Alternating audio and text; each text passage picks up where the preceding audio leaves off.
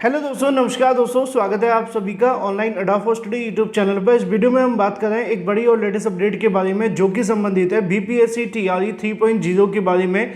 BPSC TRE यानी कि बिहार शिक्षक भर्ती को लेकर एक बड़ी और लेटेस्ट अपडेट के बारे में जो कि संबंधित है वन कैंडिडेट वन रिजल्ट को लेकर। दोस्तों, जैसा कि आप जानते हैं कि बीपीएससी टीआरई 3.0 के अंदर आपकी 1 to 5, 6 to 8, 9 to 10 और 11th और 12th के लिए वैकेंसी निकाली गई है और इसको लेकर एक बड़ी और लेटेस्ट अपडेट सामने निकल कर आ रही है। डिटेल में बात करेंगे। चैनल को सब्सक्राइब करके बेल आइकन को दबा लें और वीडियो को लाइक कर दें, जिससे कि आपको रियल ऑथेंटिक जानकारी ऑनलाइन अड्डा फॉर स्टडी यूट्यूब चैनल के माध्यम से मिलती रहे।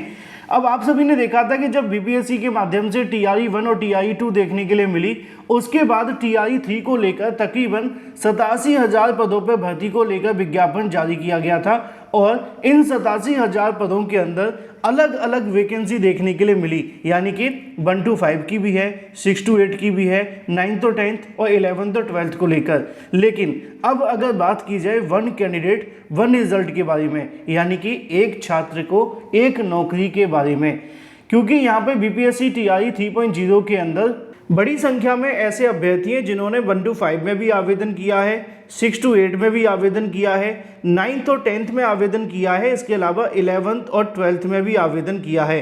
क्योंकि एक बीएड करने वाला अभ्यर्थी 6 to 8 में आवेदन कर सकता है ना। इसके अलावा 6 to 8 के अलावा टीजीटी में आवेदन करेगा, पीजीटी में भी आवेदन कर लेगा। अब इन तीनों में से उसकी किस में नौकरी मिलेगी, किस में नहीं, ये डिपेंड करेगा उसके नंबरों के आधार पे, यानी कि जिसके जितने नंबर उसको उसमें नौकरी मिल जाएगी। लेकिन अब जो बीटीसी करने वाले अभ्यर्थी हैं वो बोधों से भी 1 to 5 में आवेदन किए हैं, या अगर ग्रेजुएशन के आधार पे उन्होंने बीटीसी किया है तो उन्होंने 6 to 8 में आवेदन किया है। लेकिन एक बड़ी अपडेट सामने निकल कर आ रही है जो कि संबंधित है वन कैंडिडेट के वन रिजल्ट के बारे में, यानी कि एक छात्र को एक नौकरी और एक रिजल्ट के बारे में जानकारी निकल कर आ रही है।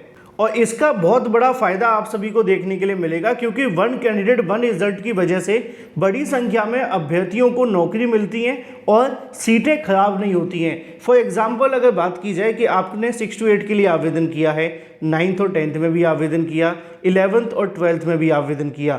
अब इसमें से अगर आपने 6 to 8 में नौकरी ले ली, यानी कि आपका सिलेक्शन हो गया, 9th और 10th में हुआ या 11th और 12th में हो गया, आप ज़्यादा इंटेलिजेंट हैं और आपका तीनों में सिलेक्शन हो जाता है, और जब आपकी यहाँ पे लिस्ट जो आपका रिजल्ट जारी किया जाएगा उस लिस्ट के अंदर आपका तीनों में नाम आएगा, तो नौकरी तो आपको एक ही करनी है। अब जब आपको नौकरी एक करनी है तो 3 रिजल्ट जारी करने का क्या फ़ायदा है, इसको समझना और समझाना बेहद आवश्यक है। क्योंकि जब यहाँ एक ही नौकरी करेंगे, अब आपने सभी में आवेदन कर दिया है अपनी योग्यता के अनुसार, तो नौकरी तो आपको एक ही में मिलेगी, यानी कि वो एक अलग बात है कि आपने आवेदन तीनों के लिए किया है, लेकिन एक नौकरी पर ही तो आपका चयन होना है। और अगर एक ही नौकरी पर आपका चयन होगा, एक ही छात्र का, तो क्या एक कैंडिडेट का एक रिजल्ट जारी नहीं किया जा सकता? किया जा सकता है, क्योंकि ये काफ़ी महत्वपूर्ण है और इसको समझना आप सभी के लिए बेहद आवश्यक है। अब एग्जाम्पल के तौर पर समझिए कि अगर किसी अभ्यर्थी ने 6 to 8 में आवेदन किया, 9th और 10th में किया, 11th और 12th में किया।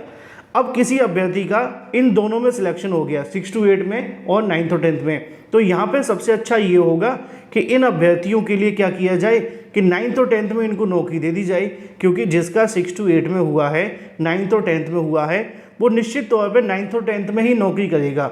क्यों? 6 to 8 में आपका जो वेतन मान होता है वो कम होता है और 9th और 10th में आपका वेतन मान ज़्यादा होता है, पहला रीज़न। दूसरा रीज़न ये है कि आप बड़ी क्लासों को पढ़ाते हैं, 6 to 8 में आपके छोटे बच्चों को पढ़ाना पड़ता है, दूसरा सबसे बड़ा रीज़न।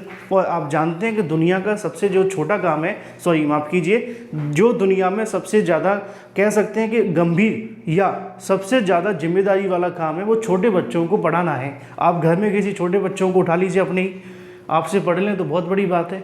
क्यों? आज की तारीख में बच्चे पढ़ते कहाँ हैं? हम भी नहीं पढ़ते थे छोटे छोटे जब होते थे, तो छोटे बच्चों को पढ़ाना ज़्यादा मुश्किल है। अब किसी अभ्यर्थी ने 6 to 8 के लिए भी आवेदन किया है, 9th और 10th के लिए भी और 11th और 12th के लिए। अब उसका सिलेक्शन 11th और 12th में हो जाता है, तो उनके लिए ये दोनों सीटें खराब करने की क्या आवश्यकता है? और ये दोनों सीटें अगर ख़राब नहीं करनी है तो इसको बचाई जा सकती हैं। वो कैसे बचेंगी?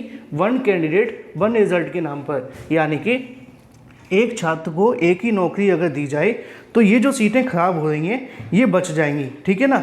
और इसका फ़ायदा किसको मिलेगा? दूसरे अभ्यर्थियों को मिलेगा जो कि कम नंबर से आते हैं और उनको कहीं ना कहीं निश्चित तौर पर नौकरी में चयनित कर लिया जाएगा। अब इसको समझने के लिए आपको ऐसे समझना है कि आपने 3 जगह पे नौकरी के लिए आवेदन किया है और वहाँ पे जहाँ पे आपको ज़्यादा अच्छी जगह नौकरी मिल रही है, ज़्यादा वेतन के साथ मिल रही है, ज़्यादा बड़ी पोस्ट पे मिल रही है, तो आप वहीं तो जाओगे। आप छोटी पोस्ट पे तो जाओगे नहीं।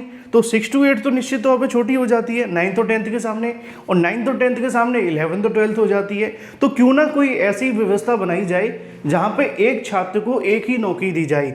अब इसी को लेकर आप सभी ने देखा होगा TRE 1 हो या TRE 2 या हो TRE 3, ये चीज़ तीनों में देखने के लिए मिली है, तीनों में। और अतुल प्रसाद जो पुराने चेयरमैन होते थे उन्होंने एक इंटरव्यू में कहा भी था कि भाई एक अभ्यर्थी का अगर सिलेक्शन तीनों में होता है तो उसका एक ही रिजल्ट जारी किया जाए। इससे क्या होगा कि अभ्यर्थियों को कहीं ना कहीं नुकसान देखने के लिए नहीं मिलेगा जो दूसरे अभ्यर्थी हैं, क्योंकि वो बाहर हो जाते हैं। अब क्या होता है, सप्लीमेंट्री रिजल्ट आता नहीं कई बार, तो सप्लीमेंट्री नहीं आता तो एक एक नंबर से जो अभ्यर्थी बाहर हो जाते हैं, कट ऑफ की वजह से बाहर हो जाते हैं, DOB की वजह से बाहर हो जाते हैं, तो उनको बेनिफिट मिल जाएगा। अब इसी को लेकर अभ्यर्थियों के माध्यम से आप सभी को पता होगा जो छात्र नेता हैं उनकी तरफ से अनाउंसमेंट की गई है कि BPSC ऑफिस के बाहर 12 अगस्त को वो आंदोलन करेंगे। छात्र नेता ने TRE 1 में 1 कैंडिडेट 1 रिजल्ट जारी करने की मांग की है।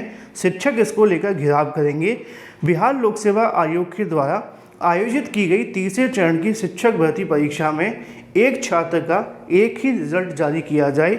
इसको लेकर अब छात्र नेता दिलीप कुमार ने 12 अगस्त को BPSC कार्यालय के बाहर आंदोलन करने की बात कही है। दिलीप ने ज़्यादा से ज़्यादा अभ्यर्थियों को आंदोलन में पहुंचने की अपील भी की है और अलग अलग न्यूज़ में दिए गए साक्षात्कार के माध्यम से इस बात को उन्होंने उठाया है कि BPSC TRE 3.0 के अंदर एक छात्र का एक ही रिजल्ट जारी किया जाए, क्योंकि अगर एक ही छात्र का तीनों में नौकरी के लिए रिजल्ट जारी कर दिया जाता है तो इससे नुकसान कम नंबर वाले अभ्यर्थियों को होगा, क्योंकि एक छात्र ने नौकरी तो एक ही लेनी है। वो बात अलग है कि आयोग इसको माने ना माने। अब यहाँ पे बहुत सारी चीज़ें निकल कर के आ जाती हैं, क्योंकि कई बार ऐसा देखा गया है कि जब एक छात्र का एक रिजल्ट जारी करने की बात आती है तो आयोग ये कह देता है कि मामला कोर्ट में चला जाएगा। तो इस बात को कहीं ना कहीं समझाने की आवश्यकता है। अगर कोर्ट के सामने भी रखा जाए तो भी शायद गलत नहीं होगा, क्योंकि जो अभ्यर्थी आवेदन कर रहे हैं उनको पता होना चाहिए कि हमें नौकरी तो मैक्सिमम बारी भर्ती के अंदर ही लेनी है। अब उनको अगर वो उसमें नौकरी मिल रही है तो इसमें बुराई क्या है। अगर आप इस बात से सहमत हैं तो इस वीडियो को आप शेयर अवश्य कर दें उन सभी छात्रों के साथ में जो चाहते हैं कि 1 कैंडिडेट 1 जो रिजल्ट है वो आना चाहिए, क्योंकि आप लोगों में से शायद ही कोई ऐसा अभ्यर्थी होगा जिसका 9th और 10th में सिलेक्शन हो 6 to 8 में हो या 1 to 5 में, और वो 9th और 10th को छोड़कर 1 to 5 या 6 to 8 की तरफ जाएगा, क्योंकि उसको ज़्यादा से ज़्यादा पोस्ट पे नौकरी मिल रही है, बड़ी पोस्ट पे नौकरी मिल रही है। तो इससे अच्छा, इससे बेनिफिशियल काम नहीं हो सकता है। अब कल अभ्यर्थी BPSC जाने वाले हैं, देखना ये होगा कि वहाँ पर BPSC के माध्यम से इसको लेकर क्या कहा जाता है, क्या वो 1 कैंडिडेट 1 रिजल्ट की मांग को स्वीकार करते हैं या नहीं। जो भी जानकारी होगी सबसे पहले आपको इसी चैनल के माध्यम से दे दी जाएगी। चैनल को सब्सक्राइब करके बेल आइकन को दबा लें और वीडियो को लाइक कर दें। Thank you for watching this video.